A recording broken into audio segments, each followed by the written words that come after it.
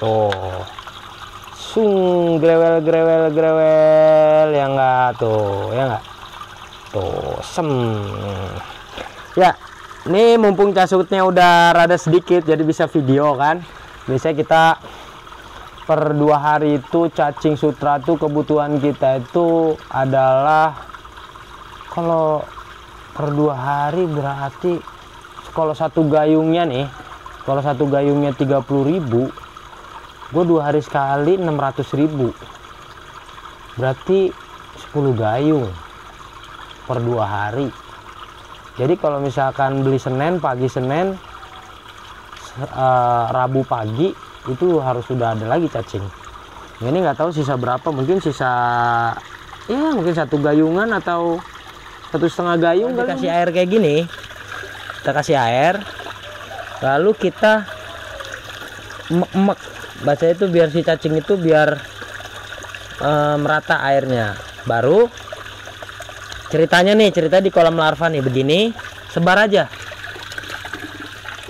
tuh gitu. Mau di titik mana, misalkan 9 titik, sebar. Jadi kalau si larva tuh lapar langsung dimakan sama dia. Ini walaupun disebar kayak gini, nanti si cacing pun ngumpul lagi.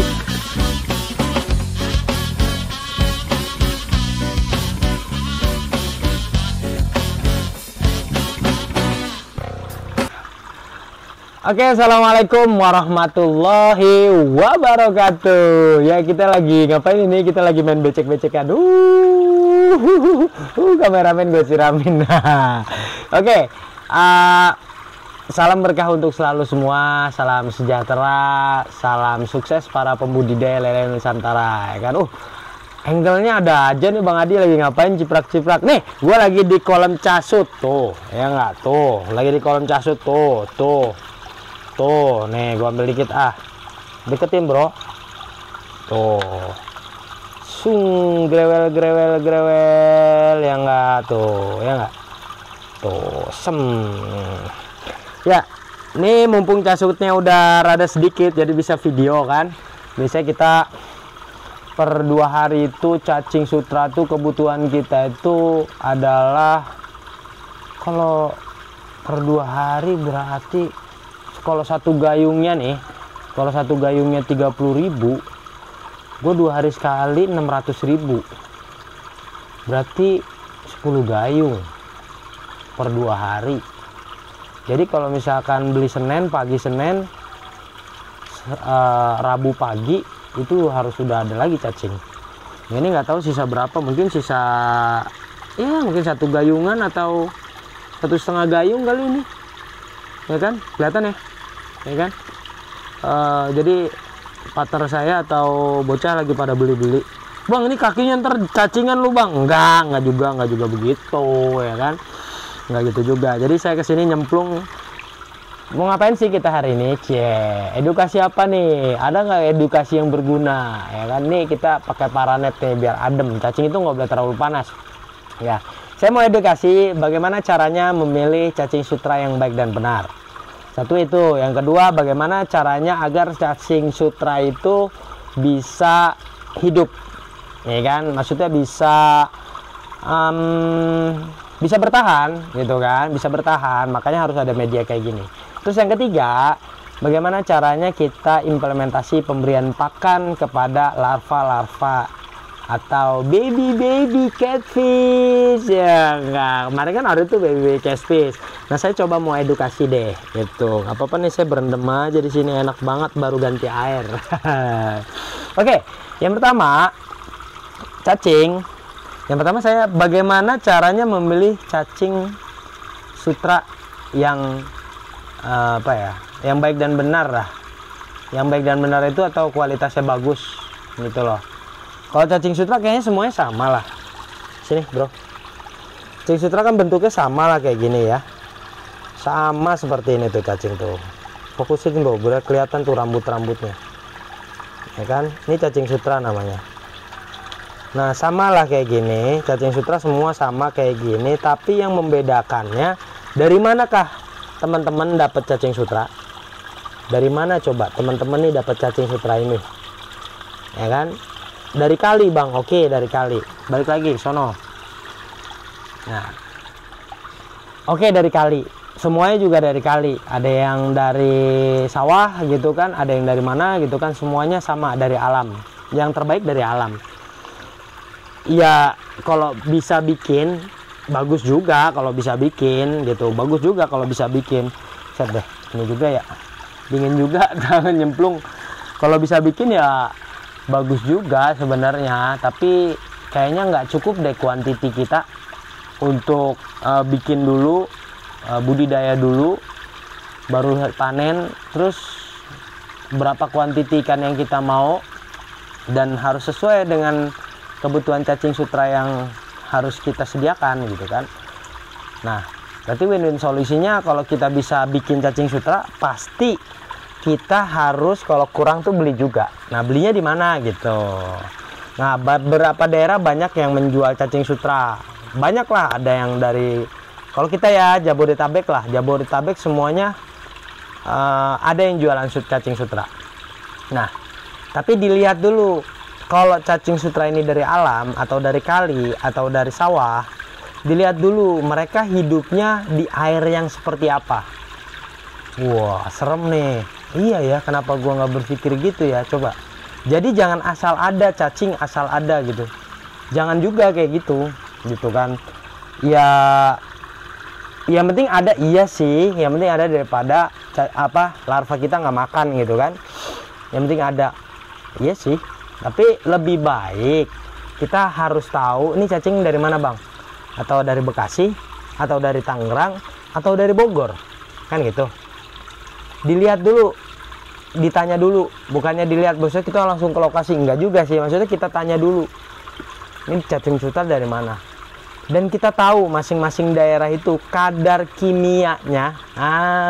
Bro, ini udah masalah sains nih. Enggak, waduh, kalau berbicara masalah sains gue nggak bisa deh, ini harus di lab dulu, harus apa kan, gue juga nggak paham lah. Tapi paling nggak kita tahu kadar kimia atau kadar limbah air yang di wilayah tersebut seperti apa.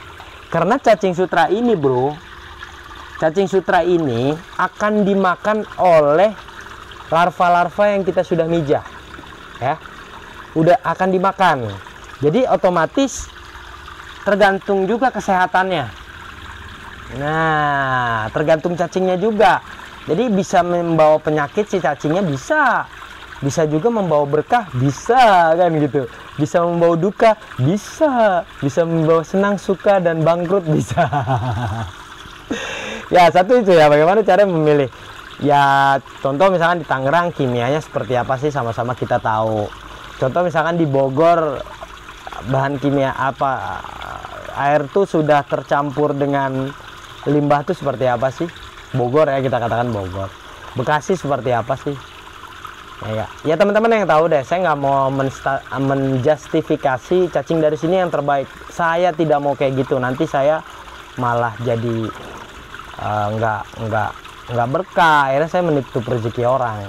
Nah, yang kedua yang harus teman-teman tahu, dan bagaimana cara merawat cacing supaya mereka nih kan banyak dong cacing, nggak satu, mereka nih bisa hidup terus langgeng. Nggak selamanya juga, paling nggak bisa bertahan mungkin ya mungkin 4 hari atau seminggu setelah diambil dari alam gitu kan. Nah, caranya begini bro ya, bikinlah penampungan ya. Ini implementasi langsung nih, praktek langsung di lapangan ya. Penampungan segede ya 1x2 atau berapa lah, terserah lah kayak gimana. Nah, ini kita tinggi airnya tuh kurang lebih sekitar 5 sampai 5 sampai 7 cm lah. Jadi yang penting si cacing sutra ini bisa kena air lah. Jadi nggak misalkan sampai nongol kayak gini, nggak bagus gitu kan. Pokoknya kena air, tertutup sama air semua. Terus untuk itunya pakai satu bata hebel cukup, diterpalin, dibikin drainase seperti ini, volume air. Jadi kalau kita mau kuras gampang, tinggal buka gini. Nah, gini. Tara, keluar kan. tambahin air, tambahin. Nih, jadi dibikin juga keran untuk nambahin air. Jadi harus ada pergantian air juga di sini. Nah, ini bunyi-bunyi kayak gini karena airnya tadi curah airnya rendah. Oh, kita tambahin airnya biar dia nggak bunyi kan. Tadi kan dikuras sedikit ya.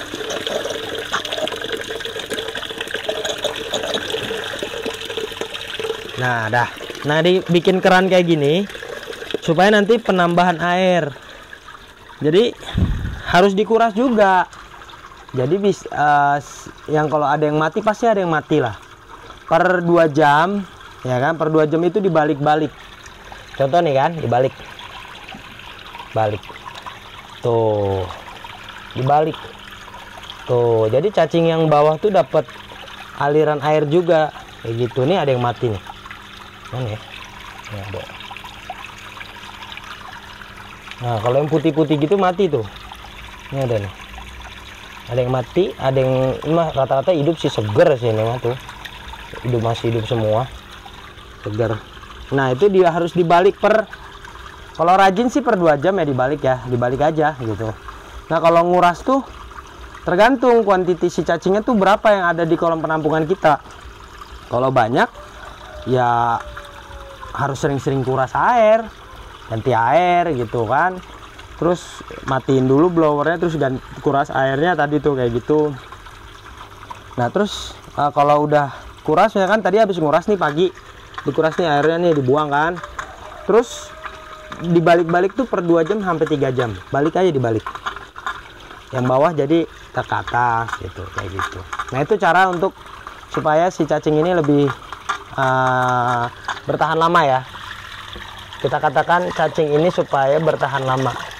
Kalau dibikin kayak gini, pastilah harus dibikin kayak blower kayak gitu. Jadi biar tuh ada aliran air gitu, kayak gitu. Ya, kayak gitu nih. Udah langsung praktek aja lah, nggak usah basa-basi saya mah. Nah, itu salah satu. Yang kedua ya. Yang kedua tadi cara bagaimana cara cacing ini bisa kuat dan bertahan. Yang ketiga, cara bagaimana pemberian pakan kepada larva-larva kita. Oke, gini. Nih, praktek. Siapkan serokan Anda. Gue lagi enak badan, jadi rada kurang seru ngobrolnya. Jadi gini, diserok. Nih, kelihatan nggak? Praktek nih. Harus kelihatan. Tuh. Nah, ini kan pasti ada yang masih hidup, ada yang udah mati, kan gitu kan. Nah, itu digini, saring-saring. Jadi biar kotoran si cacingnya tuh terus jadi gini nih, empuk, kocok lagi gitu, empuk. Pokoknya sampai bersih, sampai hilang putih-putihnya, biar merah semua di sini. Tuh. Nih, nah baru ini cacingnya sudah nih. Nah, baru ditampung di sini. Nah, ini penampungan ember ini biasa dipakai buat pemberian cacing ke larva-larva. Oke. Nah, bersihkan dulu nih ininya.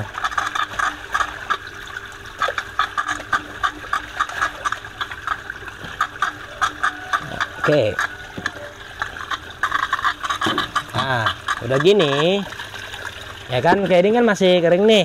Masih kering, nggak kering maksudnya. Cacingnya seperti ini ditambahin air. Jadi dilumerin dulu. Jadi kalau begini, ini kan nanti si cacing tuh numpuk ketika kita sebar. Ya kan, numpuk. Jadi nggak nyebar gitu kan. Kalau dikasih air kayak gini, kita kasih air, lalu kita emek-emek. Baca itu biar si cacing itu biar merata airnya. Baru ceritanya di kolam larva nih begini, sebar aja. Tuh gitu. Mau di titik mana? Misalkan 9 titik, sebar. Jadi kalau si larva tuh lapar, langsung dimakan sama dia. Ini walaupun disebar kayak gini, nanti si cacing pun ngumpul lagi, berkumpet lagi gitu. Jadi gitu. Titik sini misalkan. titik sini misalkan. Jadi nyebar gitu. Itulah cara implementasi si cacing ya.